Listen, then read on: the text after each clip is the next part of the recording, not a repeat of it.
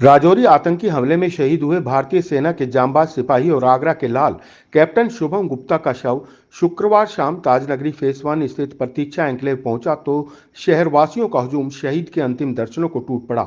हाथों में तिरंगा झंडा लिए भारत माता की जय और शहीद के उद्घोष लगाते लोगों ने कैप्टन शुभम गुप्ता को अंतिम विदाई दी।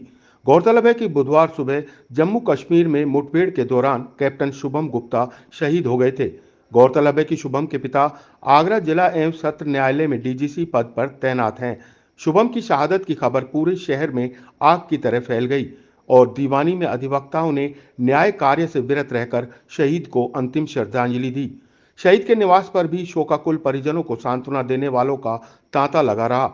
हालांकि शहीद का शव दिल्ली से विमान द्वारा शुक्रवार दोपहर 12 बजे तक उनके निवास पर पहुंचना था, जिसके चलते लोग सुबह से ही उनके निवास पर पहुंचकर इंतजार करने लगे। पर शहीद का शव शाम 4:10 पर उनके पैतृक निवास प्रतीक्षा एन्क्लेव पहुंचा। तब तक बड़ी संख्या में महिला पुरुष उनके अंतिम दर्शनों के लिए वहीं पर डटे रहे। इस बीच नेता और अधिकारियों का भी वहां आना जाना लगा रहा। प्रदेश सरकार में मंत्री योगेंद्र उपाध्याय जब शहीद की मां को 50 लाख रुपए मुआवजे का चेक देने पहुंचे तो मानो मां का कलेजा फट पड़ा और उन्होंने रोते हुए अपने बेटे को वापस लाने की गुहार लगाई। जरा एक मिनट आप मैडम एक मिनट थोड़ा पीछे हो जाओ। मुझे सब कुछ नहीं चाहिए।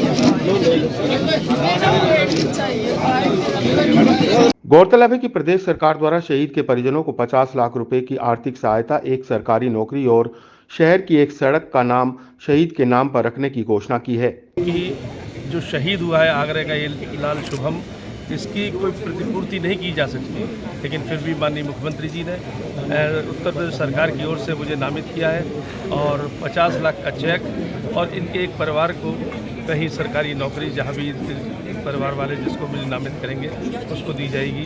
ये हमारे मुख्यमंत्री जी का जो संवेदनशीलता है। हाँ, एक रोड का नाम भी शुभम के नाम पर रखा जाएगा। ये एक उनका विचार है और उन्होंने एक प्रस्ताव श्रद्धा के रूप में यहाँ पर दिया है। इस बीच परिजनों को सांत्वना देने के लिए सांसद, विधायक और मंत्रियों सहित नेताओं का तांता लगा रहा। अधिवक्ता और अधिकारी भी पिता बसंत गुप्ता को ढांढस बंधाने पहुंचे। शहीद के घर पहुंचे डिप्टी सीएम ब्रजेश पाठक ने शुभम के सर्वोच्च बलिदान पर कुछ इस कदर अपने उद्गार व्यक्त किए। शुभम गुप्ता को हम सब प्रदेश के 25 करोड़ लोगों की तरफ से श्रद्धांजलि अर्पित करते, श्रद्धा सुमन अर्पित करते हैं। उनके पिताजी बसंत गुप्ता जी हमारे पुराने मित्र हैं और आज इस दुख की घड़ी में हम पूरे परिवार के साथ खड़े हैं। शुभम गुप्ता जी वीरगति को प्राप्त हुए हैं, उनकी शहादत व्यर्थ नहीं जाएगी।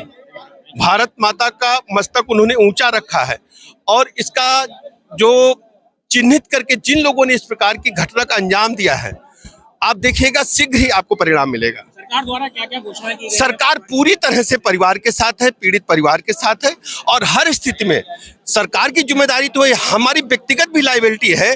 हम बसंत जी के साथ राउंड द क्लॉक खड़े, वो हमारे परिवार के सदस्य हैं। शुभम गुप्ता के साथ एक अलीगढ़ के प्राण, हाँ, उनको भी वही सम्मान है। हम सब परिवार, जो शहीद परिवार हैं, उन सबको अपने परिवार का सदस्य मानते हुए उनके साथ पूरी सरकार खड़ी है।